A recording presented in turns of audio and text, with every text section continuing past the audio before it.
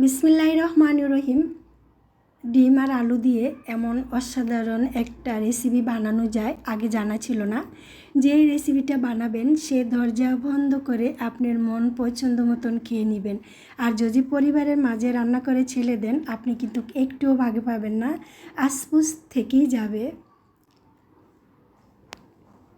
আসসালামু আলাইকুম, আমি জেসিন স্বপ্না ঢাকা থেকে বলছি। জেসিন স্বপ্না ব্লগ থেকে সবাইকে আরেকবার স্বাগতম। কাছে এবং দূরে, দেশ ও দেশের বাইরে যে যেখান থেকে আমার ভিডিও দেখছেন এবং দেখবেন, আশা করছি আল্লাহর রহমতে সবাই ভালো আছেন। আলহামদুলিল্লাহ, আমিও ভালো আছি।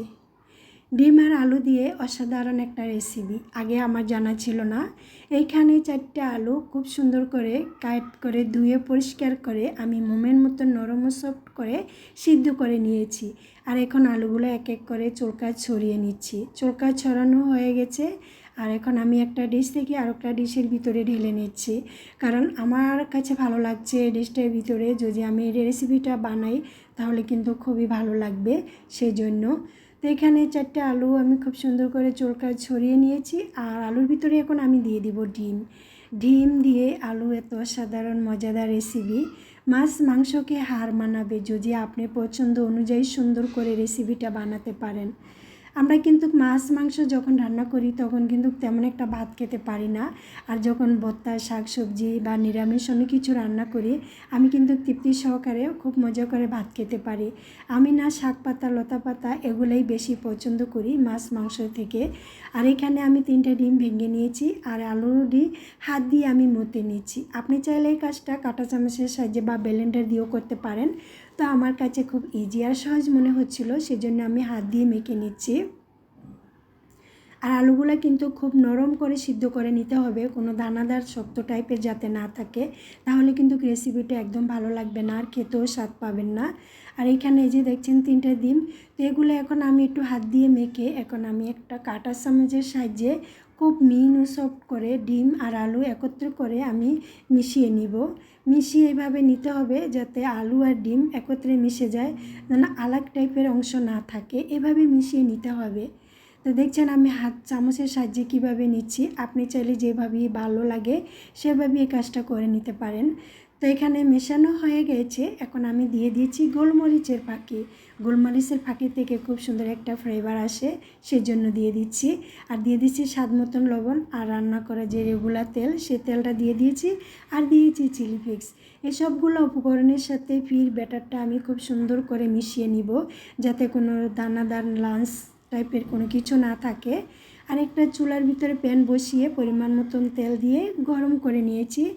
গরম করা হয়ে গেছে, এখন যে ব্যাটারটা আমি খুব সুন্দর করে গুলে রেডি করে রেখেছিলাম সেই ব্যাটারটা আমি এখানে ঢেলে দিচ্ছি। ঢেলে দেওয়ার পরে আপনি একটা চামচের সাহায্যে এই ব্যাটারটা খুব সুন্দর করে চারপাশটা ঘুরিয়ে ঘুরিয়ে খুব বিছিয়ে দিতে হবে, যাতে কোনো সাইডে পাতলা না হয় আর কোনো সাইডে ভারী না হয়। যদি পাতলা ও ভারী টাইপের হয়ে যায় তাহলে কিন্তু আপনি এটা উলট পালট করতে পারবেন না, ভেঙে যাবে আর দেখতে কিন্তু খারাপ লাগে, খেতেও কিন্তু ভালো লাগবে না। তো এই যে দেখছেন আমি কিভাবে বিছিয়ে দিচ্ছি, এভাবে চামচ দিয়ে বিছিয়ে দিতে হবে সমান টাইপ করে। তা আমার বিছানো হয়ে গেছে, আর ও পাশটাও খুব সুন্দর করে হয়ে গেছে। এখন আমি একটা প্লেট দিয়ে আমি এটা উল্টিয়ে দিচ্ছি। তো এভাবে আলতোভাবে উল্টাতে হবে যাতে ভেঙে না যায়। দেখছেন কি সুন্দর একটা কালার এসেছে। তো ওপাশটাও এরকম একটা কালার করে নিতে হবে। তো আমি ওপাশটা বেড়ে দিয়ে দিচ্ছি, দিয়ে ওপাশটাও আমি ভেজে নিব। তো দুপাশ খুব সুন্দর করে হালকা কালচা লাল লাল করে ভেজে নিয়েছি, আমার ভাজা হয়ে গেছে। এখন আমি এটা পরিবেশন করব, কিভাবে পরিবেশন করছি সেটাই আমি আপনাদেরকে দেখিয়ে দেব। এখানে ওটা ঠান্ডা হইতে দিয়ে দিয়েছি, আর এখানে একটা প্যান বসিয়ে পরিমাণ মতন তেল পেঁয়াজ দিয়ে দিয়েছি। তেল পেঁয়াজ যখন লাল লাল হয়ে যাবে তখন এখানে দিয়ে দিয়েছি 2টা তেজপাতা, 2টা দারচিনি, 2টা এলাচ। এগুলা দিয়ে আমি খুব সুন্দর করে তেলের সাথে ভেজে নিচ্ছি যাতে খুব সুন্দর একটা ফ্লেভার আসে। আর এখানে দিয়ে দিচ্ছি আদা ও রসুন বাটা, দিয়ে আমি এটা কিছুক্ষণ আদা রসুন বাটার যে কাঁচা একটা গন্ধ আছে সেই গন্ধটা যাতে দূর হয়ে যায়, তো কিছুক্ষণ আমি নেড়ে ছেড়ে নিচ্ছি। তারপরে আমি দিয়ে দিচ্ছি এখানে বাদাম আর টমেটো পেস্ট। বাদাম আর টমেটোটাকে আমি একসাথে করে পেস্ট করে নিয়েছিলাম। তারপর এখানে দিয়ে দিয়েছি হলুদ, মরিচ, ধনিয়া পাখি, জিরা পাখি, স্বাদ মতন লবণ। সমস্ত উপকরণগুলো দিয়ে আমি এই ফোড়নটাকে খুব সুন্দর করে লাল করে ভেজে নিতে হবে, যাতে চিটচিটে যে একটা তেল আছে সেই তেলটা যদি উপরে আসে তাহলেই বুঝতে হবে মশলাটা সমস্ত কাঁচা গন্ধগুলো দূর হয়ে খুব সুন্দরভাবে কষানো হয়ে গেছে। আর যদি আপনি সুন্দরভাবে মশলাটা না কষান তাহলে কিন্তু একটা কাঁচা দুর্গন্ধ থেকে যাবে, খেতে একদমই ভালো লাগবে না। আর এখানে আমি এখন দিয়ে দিয়েছি পানিটা কম বেশি বাড়িয়ে আপনি আপনার পছন্দ অনুযায়ী দিবেন। আমি একটু ঝোল টাইপের রাখবো সেজন্য একটু পানি বেশি দিয়েছি। আর এখানে যে এটা ঠান্ডা হয়ে গেছে, তো এখন আমি এটা পিস পিস করে কেটে নিচ্ছি। তো আমার হাজব্যান্ড বারবার প্রশংসা করছিল আর বলছিল এমনিতেই খেয়ে ফেলো, রান্না করা লাগবে না। তো আমি ভাবছি না, আমি যেটা ভেবেছি সেটাই করি, সেটাই করতে দাও। তো এখানে পিস করে কেটে নিয়ে হাজব্যান্ডকে এক পিস খেতে দিয়েছি। হাজব্যান্ড খেয়ে খুবই প্রশংসা করছে। তো আমরা মেয়েরা সবসময় প্রশংসার পঞ্চবটি, যখন কোনো প্রশংসা শুনি খুবই ভালো লাগে। তো এখানে যে দেখছেন পিস পিস করে কাট করে নিচ্ছি। আর পিসটি কিন্তু বেশি মোটা হয়নি, বেশি পাতলাও হয়নি, মিডিয়াম টাইপের ছিল। তো আজকের আমার ভিডিও যদি তোমাদের কাছে কোনো অংশ দেখতে দেখতে ভালো লাগে আর যদি তোমার মন চায় একটা লাইক দিও।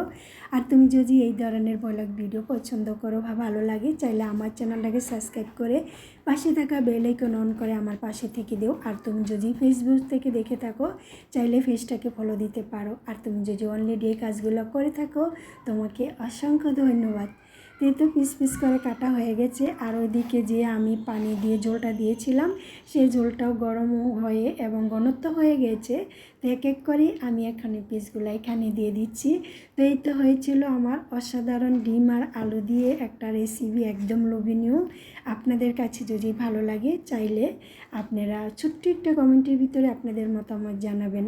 আর কাজ করার সময় কিছু ভুলভাল কথা হতে পারে, নড়চড় হতে পারে, সুন্দর ক্ষমা দৃষ্টিতে ক্ষমা করে সবসময় আমার পাশে থাকবেন, আমাকে সাপোর্ট করবেন। আপনাদের সাপোর্ট না হলে আমি এগিয়ে যেতে পারবো না। আর একজনের সাপোর্ট ছাড়া অন্যজন এগিয়ে যাওয়া একদমই অসম্ভব। আর এই যে পরিবেশন করে আমি আপনাদেরকে দেখিয়ে দিচ্ছি, মাছ মাংসকে হার মানাবে এই রেসিপিটা অসাধারণ। একদিন সবাই বাসায় ট্রাই করবেন, খেতে অসাধারণ লোভনীয় মজাদার। তো সাইডে একটু ঝোল পড়েছিল, আমি মুছে নিয়েছি। আপনাদের কাছে কেমন লাগছে? সবার সুস্বাস্থ্য কামনা করে বিদায় নিচ্ছি। আল্লাহ হাফেজ, আসসালামু আলাইকুম।